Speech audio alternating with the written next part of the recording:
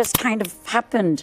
The guy, Kevin Dunn, who wrote that song, he came to my house and he said, I've written some songs, will you have listened to them, And I thought, doesn't write songs, but I said, Most singers spend years trying to protect their voices. Bonnie Tyler lost hers, and somehow that became the greatest miracle of her career. Just as she was beginning to attract attention in the late 1970s, doctors discovered nodules on her vocal cords. Surgery was unavoidable, and afterward they gave her one strict rule: complete silence for 6 weeks. No singing, no talking, not even whispering. But staying quiet proved almost impossible. Frustrated during recovery, she accidentally shouted before her vocal cords had fully healed. In one instant, everything changed. When she finally sang again, the smooth voice she had always known had vanished. What replaced it was rough, smoky, and filled with emotion unlike anything on the radio. She was convinced her career was over. Instead, that damaged sound became her greatest strength, creating one of the most recognizable voices in music history. But that incredible transformation was only the beginning of a much bigger story. Long before sold-out concerts and platinum records, Bonnie Tyler was simply Gaynor Hopkins, growing up in a modest mining village in South Wales. Life there followed a familiar path.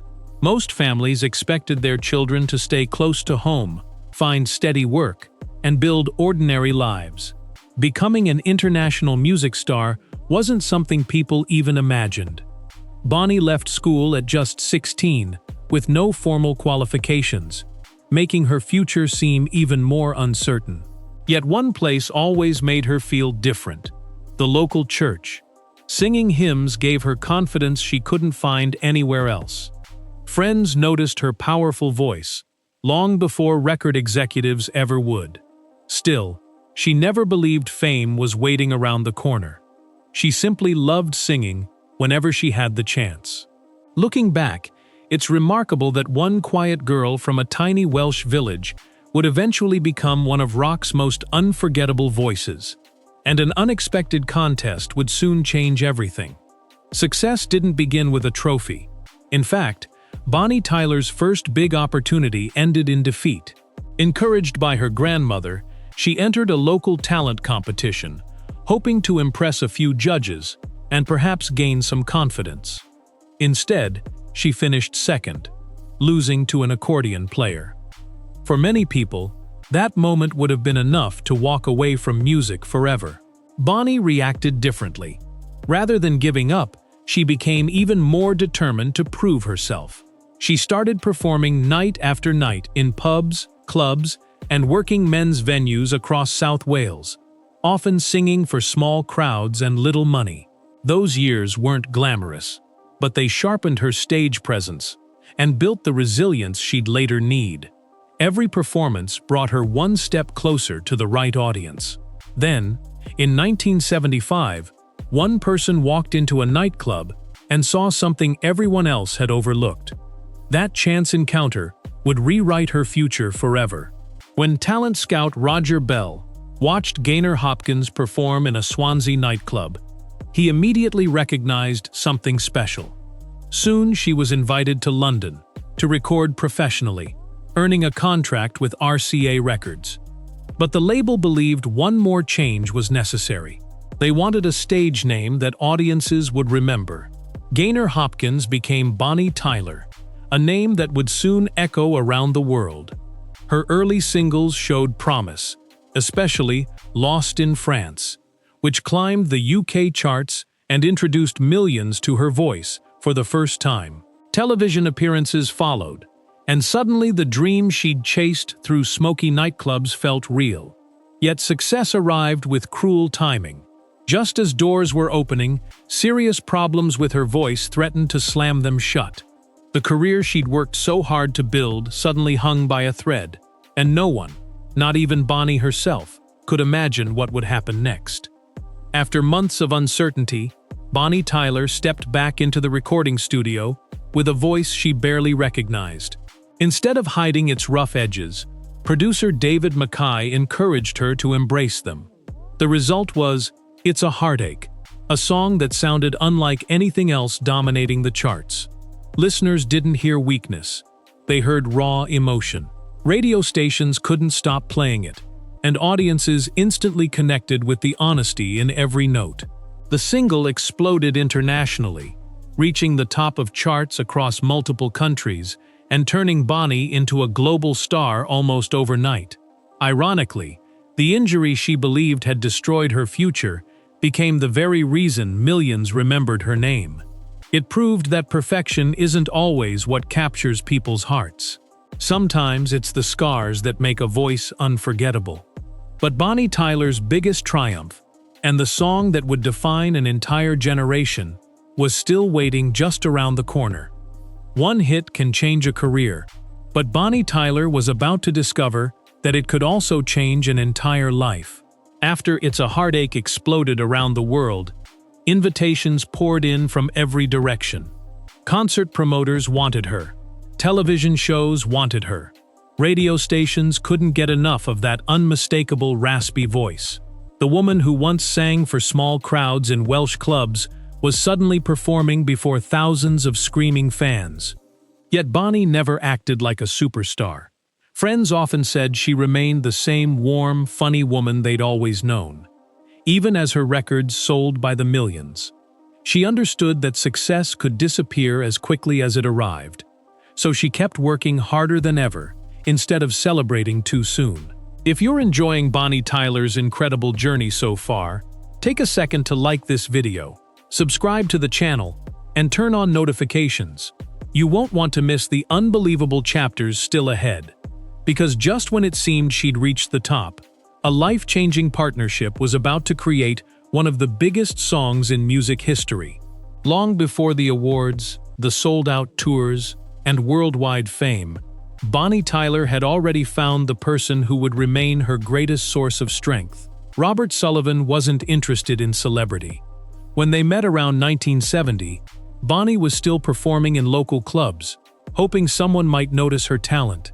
Their relationship grew naturally, built on trust rather than fame or fortune. They married in 1973, years before Bonnie became a household name, and that timing made all the difference. As her career exploded across the globe, Robert never tried to compete with the spotlight. He focused on his own successful career while quietly supporting hers from behind the scenes. Bonnie often joked that the secret to a happy marriage was meeting before success complicated everything. Through decades of constant touring, endless interviews, and industry pressure, Robert remained the calm center of her world. But despite their remarkable love story, one dream they shared would slowly become their greatest heartache. While millions saw Bonnie Tyler living the dream, very few knew about the dream she couldn't hold on to. Early in their marriage, Bonnie and Robert planned to start a family after a few years, believing there would always be plenty of time. But as her career gathered unstoppable momentum, album recordings, world tours, and television appearances kept pushing those plans further into the future. Eventually, when Bonnie felt ready, hope finally arrived. She became pregnant, and for a brief moment, it seemed everything they had wished for was coming true. Then, only a few months later, that happiness disappeared with a heartbreaking pregnancy loss. Bonnie rarely spoke dramatically about the experience, but when she did, the pain was unmistakable. They tried again without success, and eventually accepted that parenthood wasn't going to happen. It was a private sorrow she carried quietly for decades, hidden behind the smile millions knew so well. Yet she refused to let that loss define the rest of her life.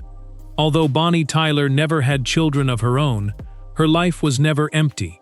In fact, her home was often overflowing with relatives, laughter, and celebrations. She became the favorite Auntie Gaynor to nieces, nephews, godchildren, and younger members of her extended family, welcoming everyone with open arms.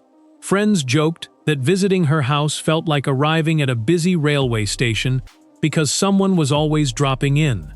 Bonnie loved those moments. She spoiled the children, enjoyed family gatherings, and surrounded herself with people she loved whenever she wasn't touring. Yet even in those joyful scenes, there remained a quiet reminder of the future she had once imagined. She never sought sympathy or attention for it.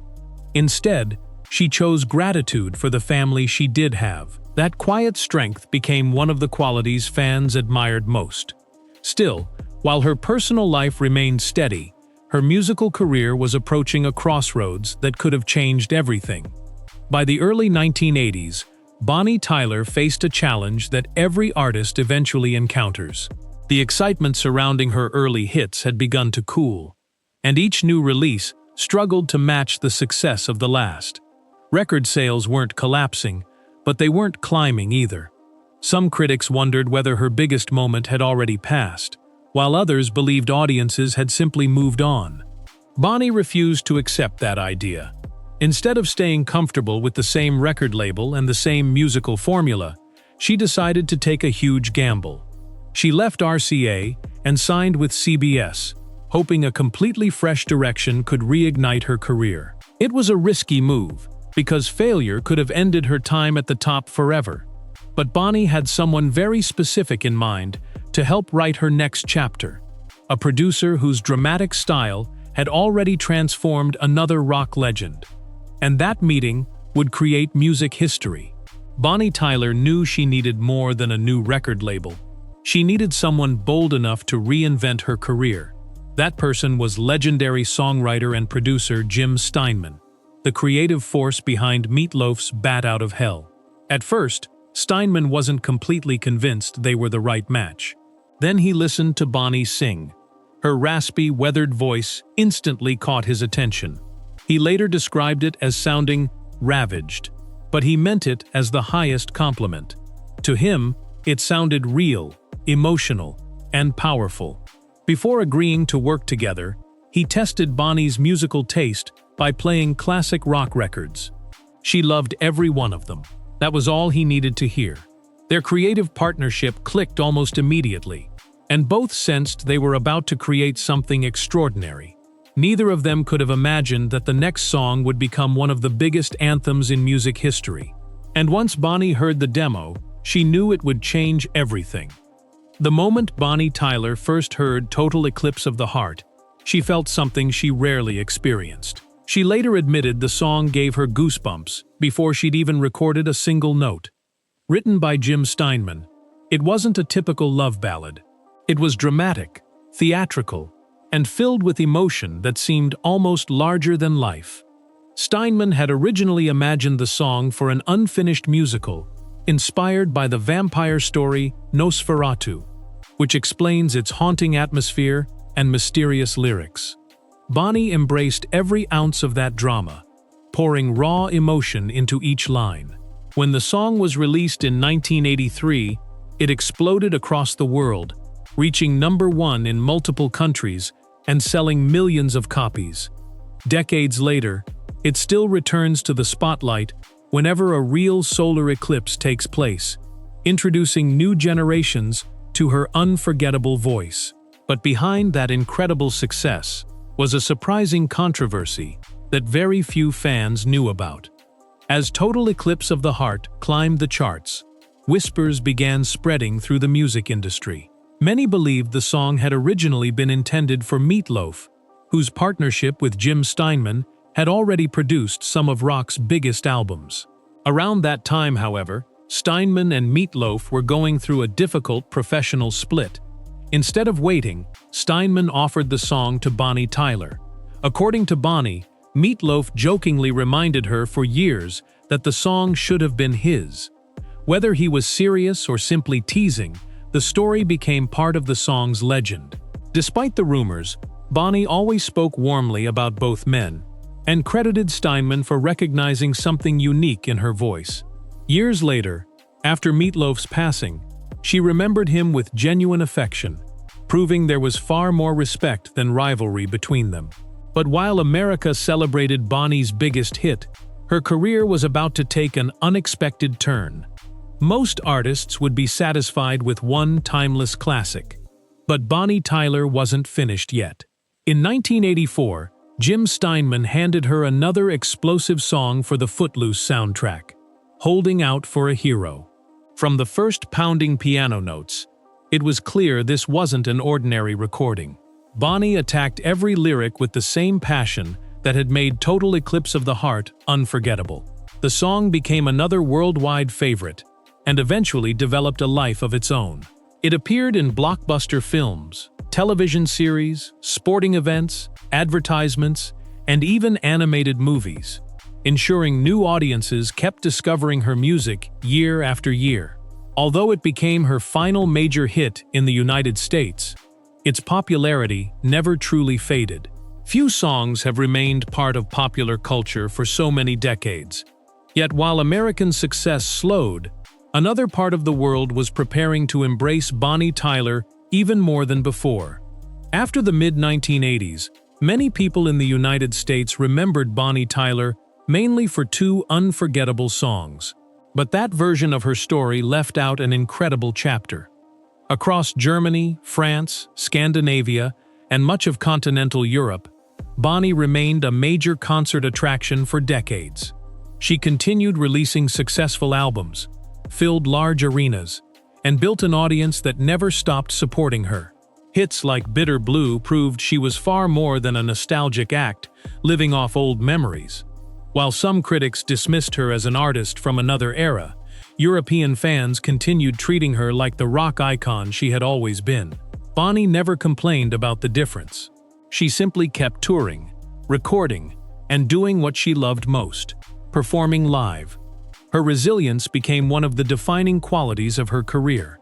But years later, she would take one unexpected gamble that placed her back before hundreds of millions of viewers, and the outcome stunned almost everyone. Even when Bonnie Tyler wasn't topping the charts, her music continued shaping rock history in ways most listeners never realized. One of the best examples came with her 1986 single, If You Were a Woman, and I Was a Man, co-written by hitmaker Desmond Child. The song performed modestly, but Child believed its melody deserved another chance. He reworked many of its ideas into a brand new song for Bon Jovi. That new version became You Give Love a Bad Name, one of the biggest rock hits of the decade. Suddenly, Bonnie's music had quietly helped inspire a global anthem. It was proof that her influence reached far beyond her own record sales. While critics sometimes focused only on her biggest hits, musicians understood how important her recordings had been. Her career wasn't fading into history, it was quietly leaving fingerprints all over rock music. But Bonnie wasn't finished surprising people. And one bold decision would soon put her back on one of the world's biggest stages. In 2013, Bonnie Tyler accepted a challenge few established legends would dare take. At 61 years old, she agreed to represent the United Kingdom at the Eurovision Song Contest with the emotional ballad Believe in Me. Many fans believed her experience and worldwide reputation would give Britain its best chance in years. As one of the Big Five countries, the UK automatically qualified for the final, placing Bonnie before an audience of millions across Europe and beyond. Her performance was confident, heartfelt, and unmistakably Bonnie. But when the voting ended, the United Kingdom finished near the bottom of the scoreboard. The result shocked many viewers and disappointed loyal fans who believed she deserved far more recognition. Bonnie accepted the outcome with remarkable grace, later suggesting that political alliances often influenced Eurovision voting as much as the music itself. Even so, she refused to let one disappointing night define her legacy. And remarkably, the fans had a very different opinion. Although the official Eurovision results were disappointing, Bonnie Tyler soon received a reminder of why she'd remained relevant for so many decades. In independent Eurovision Fan Awards, Believe in Me was voted one of the competition's standout songs, and Bonnie herself received recognition as one of the event's favorite female performers. That support meant far more than many people realized. It showed that while scoreboards come and go, genuine admiration lasts much longer. Bonnie returned to touring almost immediately, performing across Europe with the same passion audiences had loved since the 1970s. She never allowed critics or disappointing headlines to slow her down. Instead, she focused on the people who filled concert halls night after night, singing every word back to her. That resilience became one of the defining themes of her entire career. Yet perhaps the greatest recognition of all was still waiting, and it would come from her own country after many years of overlooking her achievements. For years, many fans believed Bonnie Tyler never received enough credit in Britain for everything she had accomplished. Then, decades after first climbing the charts, that finally began to change. She was honored with prestigious Lifetime Achievement Awards, celebrating her extraordinary contribution to music, recognizing not just her unforgettable hits, but also her incredible longevity. In 2022, she was appointed a member of the Order of the British Empire, an honor acknowledging decades of dedication to British music. For Bonnie, the award wasn't simply another trophy to place on a shelf. It represented recognition from the country where her remarkable journey had first begun, in a small Welsh mining village. After spending years proving herself to audiences around the world, she had finally received one of Britain's highest honors. Many artists would have considered that the perfect time to retire. Bonnie Tyler saw it differently. She believed there were still new stories left to tell. Rather than stepping away from the spotlight, Bonnie Tyler chose to share her journey in her own words. In 2023, she released her autobiography, Straight from the Heart, giving fans an honest look at the triumphs, disappointments, and unforgettable moments that shaped her life. Even more personal was the audiobook, narrated by Bonnie herself. Hearing that instantly recognizable raspy voice tell stories from childhood, early struggles, worldwide fame, and lasting love made listeners feel as though they were sitting across from her over a cup of tea. Around the same period, she continued recording music and performing live, proving she had no interest in becoming a nostalgia act. Her message was simple: the passion for music never disappears if it's truly part of who you are. But while Bonnie was still looking ahead to future performances and new projects, another chapter was quietly approaching, one that would remind the world just how extraordinary her legacy had become. As the years passed, Bonnie Tyler watched some of the people who had helped shape her greatest music gradually disappear. One of the hardest losses came in 2021, when legendary songwriter and producer Jim Steinman passed away. Without his fearless creativity, songs like Total Eclipse of the Heart may never have existed. Only months later, in early 2022, Meatloaf also passed away, bringing another emotional moment for Bonnie. Although fans often focused on the old stories about songs that almost went to someone else, Bonnie chose to remember the friendship instead of the rumors. She spoke with warmth about both men, acknowledging the enormous impact they had on rock music and on her own career. Their passing reminded many fans that an unforgettable era of dramatic rock was slowly coming to a close. Yet Bonnie refused to let grief silence her. She continued performing, determined to keep those incredible songs alive every time she stepped onto a stage. And that determination became one of the greatest lessons of her entire journey. People often ask what made Bonnie Tyler different from so many other singers who enjoyed one big hit before fading away. The answer wasn't luck, and it certainly wasn't perfect timing. It was resilience. Every time life placed an obstacle in front of her, she found a way to turn it into an advantage. A damaged voice became her signature sound. A disappointing talent contest pushed her to work even harder. Career setbacks encouraged her to reinvent herself, instead of giving up. Even when trends changed and younger artists dominated the charts, Bonnie never chased popularity by pretending to be someone else. She stayed authentic, and audiences respected that honesty. Her concerts were never just about hearing famous songs. They were about watching someone who had earned every note through determination and perseverance. In an industry where many careers disappear almost overnight, Bonnie proved that genuine passion can outlast changing fashions. But there were still surprising parts of her life that many fans had never discovered. Away from the stage, Bonnie Tyler lived a life that was surprisingly different from the glamorous image many people imagined. Her husband, Robert Sullivan, wasn't only a successful businessman. He had also represented Great Britain in judo at the 1972 Olympic Games, long before Bonnie became an international star. Together, they invested wisely in property over the years, something Bonnie often described as one of their smartest financial decisions. The couple divided their time between beautiful homes overlooking the sea, enjoying a peaceful life whenever touring allowed. Another little-known detail is that Catherine Zeta-Jones is connected to the family through marriage, giving Bonnie an unexpected Hollywood link. Despite her fame, she always preferred quiet afternoons with family and close friends over celebrity parties. Those who met her frequently described her as funny, down-to-earth, and refreshingly genuine. Behind one of rock's biggest voices was someone who never forgot where she came from. And perhaps that's why millions of fans still feel such a strong connection to her today. Decades have passed since Total Eclipse of the Heart first topped the charts, yet somehow it continues finding new audiences.